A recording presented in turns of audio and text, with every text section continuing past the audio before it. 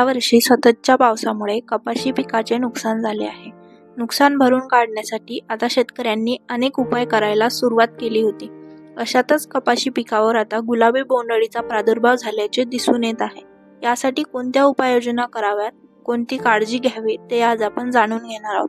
नमस्कार शेतकरी बंधूंनो, यावर्षी कपाशीचं पीक सर्वसाधारण परिस्थितीमध्ये असल्याचं दिसते आणि त्यातच यावर्षी गुलाबी बोंडअळीचा फार मोठा प्रादुर्भाव होण्याची शक्यता टाळता येत नाही.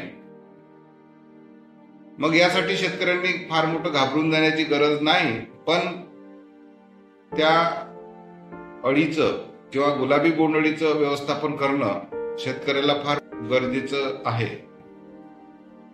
ऑगस्ट महिन्यामध्ये पोळ्याच्या दरम्यान ही आपल्या पिकामध्ये आढळली.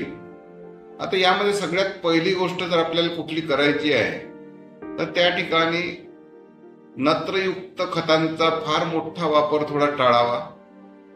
दुसरी गोष्ट म्हणजे आपल्या पिकामध्ये कीड आली काय हे बघण्याकरता कामगंध सापड्यांचा वापर आपण करायला पाहिजे.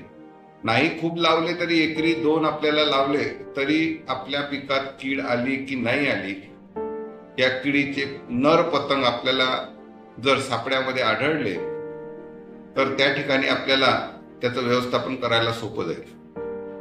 आणि ही कीड साधारणतः अमावस्येच्या दरम्यान अंडी घालत असल्यामुळं, जी आपण पोळ्याची अमावस्या म्हणतो, या दरम्यान आपल्याला एखाद्या चांगल्या कीटकनाशकाची, ज्याला आपण अळीनाशक आणि अंडीनाशक म्हणू, सोबतच निंबोळी अर्क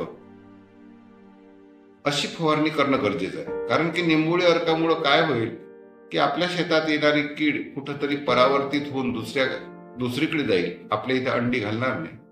त्यानंतर अमावस्या झाल्यानंतर 2 दिवसांना आपल्याला एक फवारणी काढायची आहे. त्याच्यामध्ये मगाशी सांगितल्याप्रमाणे एखादं चांगलं कीटक आपण प्रोफेक्स सुपरही घेऊ शकतो किंवा इमामेक्टिन सारखे कीटकनाशक घेऊ शकतो.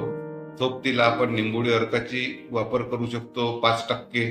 आणि त्यानंतर बीटी कापसावरती ती येते आणि काही दिवसांना थोडंफार नियोजन जर केलं तर आपल्याला असं दिसते की पुढील काही काळामध्ये तिचे नर पतंग आपल्या कामगंध सापड्यामध्ये पडत नाही. पण ह्या बीटीचा जो वाण आहे हा 100 दिवसापर्यंत चांगलं काम करतो आणि 100 दिवसांनी त्याचं काम करणं थोडं कमी होतं. आणि नंतर मग शेतकरी थोडासा बिनधास्त होतो की आता कीड गेलेली आहे. पण हीच कीड पुन्हा कापूस 120 दिवसाचा झाला असताना आपण जे ऑक्टोबर महिन्यातली जे शेवटी येणारी अमावस्या आहे, म्हणजे ज्याला आपण दिवाळीची अमावस्या म्हणतो, त्या दरम्यान पुन्हा ही कीड आपल्या पिकामध्ये उपद्रव करते आणि त्या दरम्यान आपल्याला या किडीचं नियोजन करणं पुन्हा गरजेचं आहे.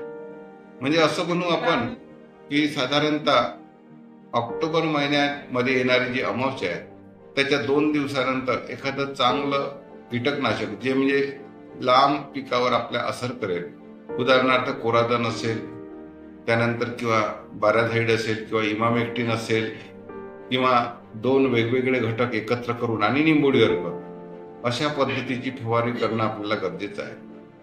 आणि या व्यवस्थापनामध्ये एक महत्वाचा मुद्दा की आपण नंतरचा जो खूप मोठा युरियाचा वापर करतो तो नियंत्रित करावा, कमी द्यावा. दिवाळीनंतर आपलं पीक फार हिरवं राहायला नको, कारण की आपलं पीक जर हिरवं राहिलं तर पुन्हा गुलाबी बोंडअळी एकदा आली की ते निघणार नाही मग, आणि तिच्या अवस्था खूप साऱ्या जर झाल्या तर फार मोठं नुकसान आपल्या पिकाचं, आपल्या कापसाचं होऊ शकते. गुलाबी बोंडअळीचा प्रादुर्भाव कमी करण्यासाठी कोणत्या उपाययोजना केल्या पाहिजेत हे आज आपण जाणून घेतले. नत्रयुक्त खतांचा अतिवापर टाळणे, त्याचबरोबर अळीनाशक आणि अंडीनाशक फवारणी करणे, निंबोळी अर्क यात सुद्धा महत्त्वाचा ठरतो. बोंडअळीचा प्रादुर्भाव झाला का हे बघण्यासाठी कामगंध वापरावा. या सर्व उपाययोजना केल्यास गुलाबी बोंडअळीचे प्रमाण कमी होण्यास मदत होऊ शकते.